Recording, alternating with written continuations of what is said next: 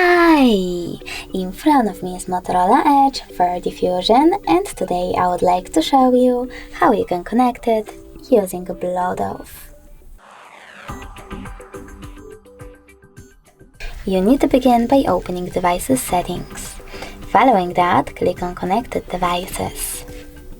Now you need to click on Pair New Device and just wait for available ones to show.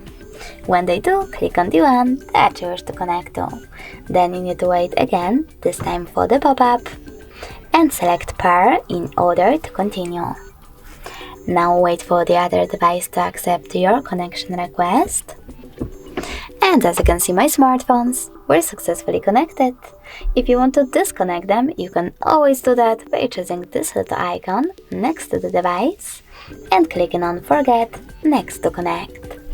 Then confirm your choice in the pop-up. Thanks so much for watching. If you enjoyed this video, leave a like, comment, and definitely subscribe. Bye!